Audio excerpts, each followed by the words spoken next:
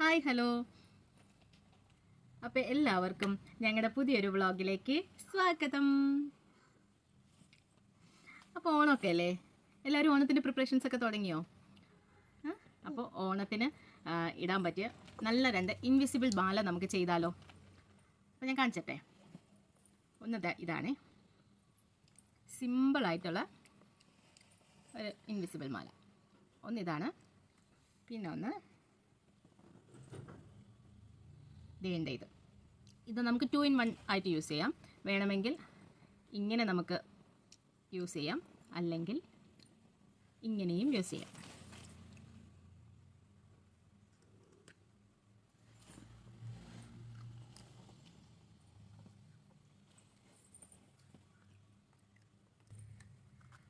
ഇതുണ്ട്, ഇങ്ങനെ എടുക്കും.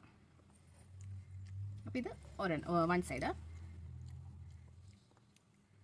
അപ്പുറത്തെ സൈഡ് ഇതാ ഇങ്ങനെ ആയിരിക്കും. അപ്പോൾ നടുക്ക് യൂസ് ചെയ്തേക്കുന്നത് നമ്മുടെ കുന്തൻ സ്റ്റോൺ ആണ്. പിന്നെ 2 സൈഡിലും ഗുങ്കുരു ഇട്ടിട്ടുണ്ട്. ഏറ്റവും അറ്റത്തായിട്ട് ഒരു ഗോൾഡൻ ബീഡും വെച്ചിട്ടുണ്ട്. അപ്പോൾ ഇത് ഇങ്ങനത്തെ 2 നമുക്ക് ചെയ്താലോ? അപ്പോൾ ഇതെങ്ങനെയാണ് ചെയ്യുന്നതെന്ന് നോക്കാം. അപ്പോൾ ഇത് ഞാൻ കുറച്ച് റോ മെറ്റീരിയൽസ് കഴിഞ്ഞ ദിവസം പോയി മേടിച്ചതാണ്. അപ്പോൾ അതിൻ്റെയൊക്കെ റേറ്റ് മാറിപ്പോവാതിരിക്കാൻ വേണ്ടി പാക്കറ്റ് ഞാൻ പൊളിക്കാതെ അങ്ങനെ വെച്ചേക്കുവാണ്. അത് നിങ്ങൾക്ക് കാണിച്ചു തരാമെന്ന് വിചാരിച്ച് വെറുതെ കാണിക്കുന്നേ ഉള്ളൂ കേട്ടോ. കുറേ ചാംസും പിന്നെ അങ്ങനത്തെ കുറച്ച് ഐറ്റംസൊക്കെ ആണ് വാങ്ങിച്ചേക്കുന്നത്. നമ്മുടെ ഗുങ്കുരുവും അങ്ങനെ അത്യാവശ്യം ജ്വല്ലറി മേക്കിങ്ങിന് ആവശ്യമുള്ള കുറച്ച് സാധനങ്ങളെല്ലാം കഴിഞ്ഞ ദിവസം പോയി മേടിച്ചായിരുന്നു. അപ്പോൾ അത് വെച്ചിട്ടാണ് ഇന്ന് ഞാൻ 2 ഇൻവിസിബിൾ നെക്ലേസ് ചെയ്യാൻ പോകുന്നത്. അതിലൊരെണ്ണം നമുക്ക് 2 in 1 ആയിട്ട് യൂസ് ചെയ്യാൻ പറ്റും. കാരണം 2 സൈഡിലും ഡിസൈൻ ഉള്ളത് കൊണ്ട് നമുക്ക് 2 രീതിയിലും യൂസ് ചെയ്യാൻ സാധിക്കുന്ന ഒരെണ്ണമാണ് ചെയ്യുന്നത്. അപ്പോൾ ആദ്യമേ നമുക്ക് ആവശ്യമനുസരിച്ച് നമ്മുടെ ഗിയർ വയർ നമുക്ക് കട്ട് ചെയ്തെടുക്കാം. ഞാൻ ഇവിടെ എടുത്തേക്കുന്നത് 21 ഇഞ്ചസ് ആണ്. ഏകദേശം 53 സെൻറ്റിമീറ്റർ ഉണ്ട്. അപ്പോൾ അത് വെച്ചിട്ടാണ് ഇന്ന് ഞാൻ ഇൻവിസിബിൾ ചെയ്യാൻ പോകുന്നത്. അപ്പോൾ ആദ്യമേ ഒരു ഗിയർ ലോക്ക് ഇട്ടു. ഗിയർ ലോക്ക് അല്ലെങ്കിൽ എൻഡ് ലോക്ക് എന്നൊക്കെ പറയും.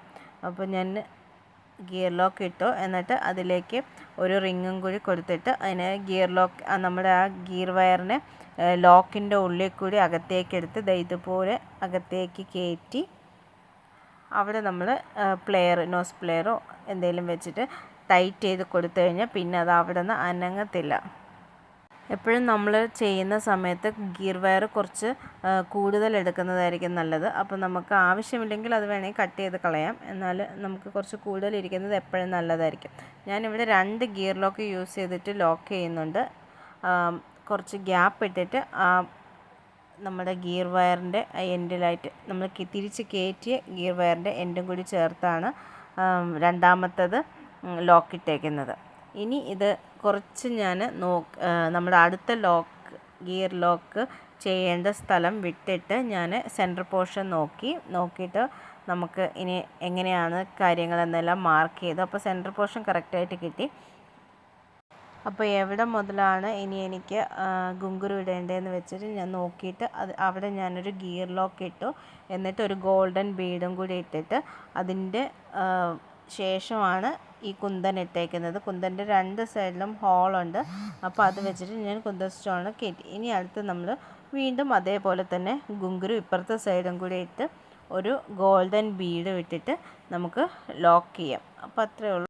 ഇനി ആദ്യം ചെയ്തതുപോലെ തന്നെ നമുക്ക് അപ്പുറത്തെ എൻഡും കൂടി നമുക്ക് ലോക്ക് ചെയ്യാം. ഇപ്പം ഞാനിവിടെ യൂസ് ചെയ്തേക്കുന്ന ഗോൾഡൻ ബീഡാണെങ്കിലും ഗിയർ ലോക്ക് ആണെങ്കിലും അത് ഗ്യാരൻറ്റീഡ് ആയിട്ടുള്ള മെറ്റീരിയലാണ്.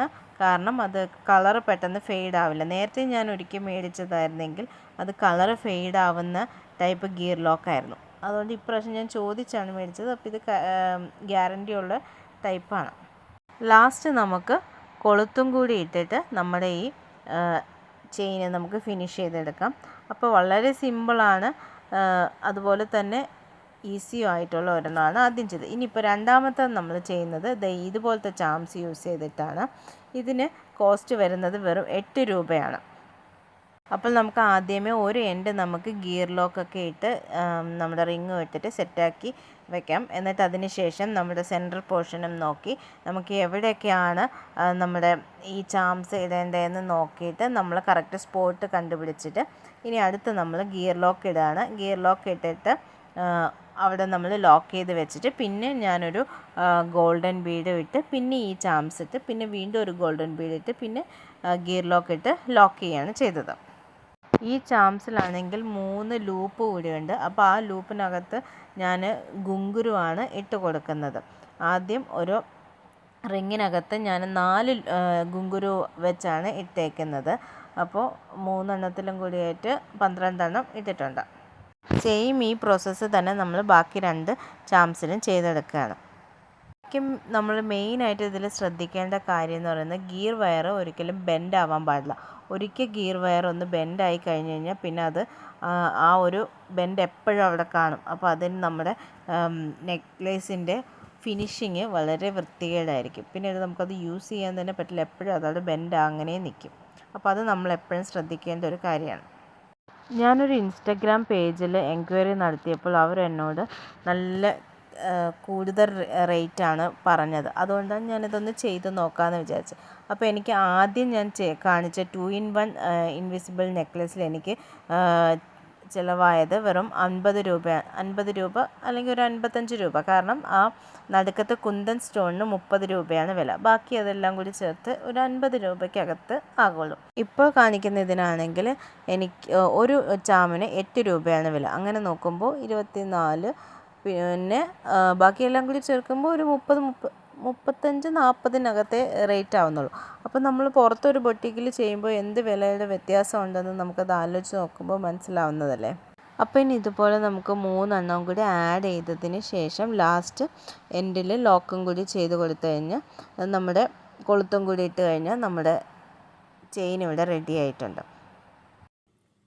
അപ്പോൾ ഇന്ന് കാണിച്ച 2 മാലയും നിങ്ങൾക്ക് ഇഷ്ടപ്പെട്ടെന്ന് വിചാരിക്കുന്നു. ഇഷ്ടപ്പെട്ടാലും ഇഷ്ടപ്പെട്ടില്ലെങ്കിലും എൻ്റെ ഈ കുഞ്ഞു ചാനലിനെ ഒന്ന് സപ്പോർട്ട് ചെയ്തേക്കണേ. അപ്പം ഞങ്ങൾ അടുത്തൊരു വീഡിയോ ആയിട്ട് പിന്നെ വരാം. ബൈ ബൈ പറയാം ഉമ്മ.